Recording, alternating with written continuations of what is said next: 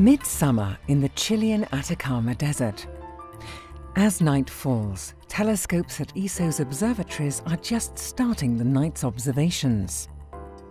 But all of a sudden, a strange phenomenon appears in the distance. What could this be? Let's take a closer look. It's the 20th of January 2015, and ESO photo ambassador Petra Hraulek is capturing the beauty of the Milky Way at the Lucia Observatory. Suddenly, a series of short-lived flashes of red light appear out of nowhere above the horizon.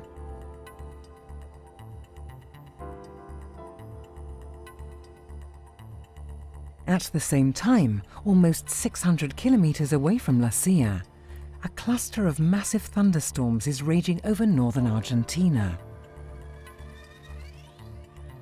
Pointing his camera in the direction of the flashes, Petra photographs the very rare and peculiar features known as Red Sprites.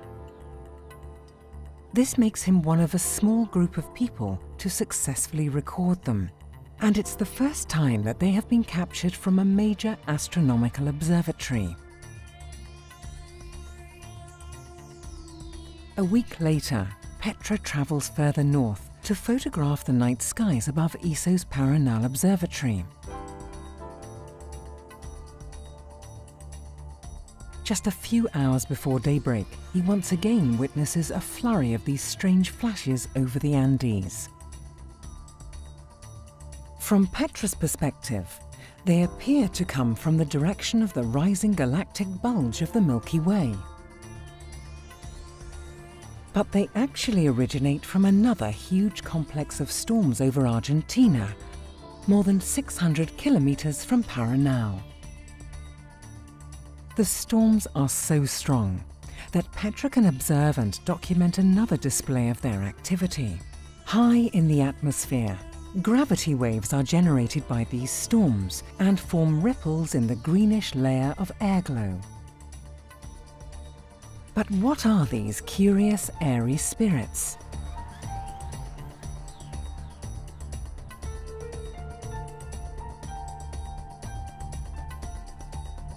In thunderstorms, most cloud-to-ground discharges are called negative lightning, as they transfer negative charges to the ground.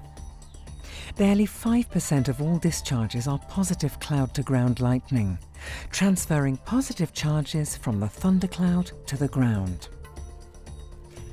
Up to 10 times more energetic than negative lightning, positive lightning seems to be what makes the Earth's atmosphere a playground for red sprites.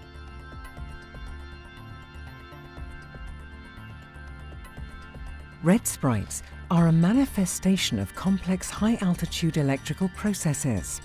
They appear dancing in the dark night skies as red figures composed of beads, puffs, and tendrils of light.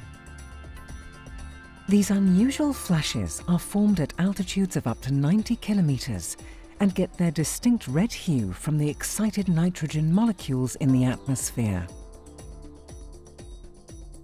Red sprites were first suggested on theoretical grounds in 1925 by the Scottish physicist Charles Wilson.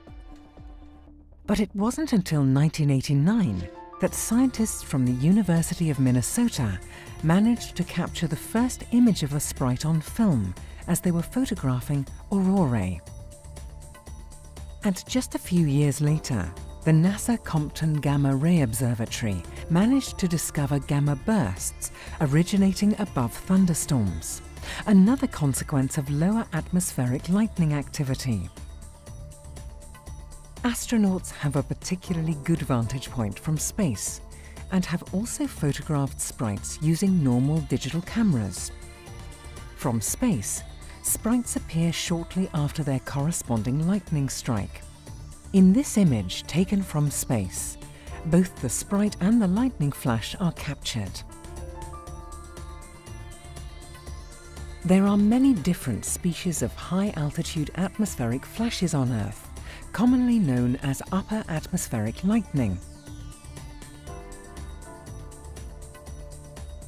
scientists have even speculated that similar phenomena could occur on other planets in the solar system.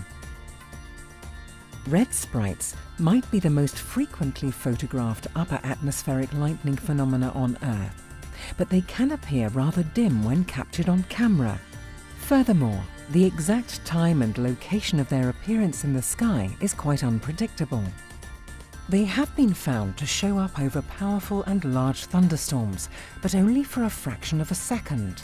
These factors make them very hard to document and study.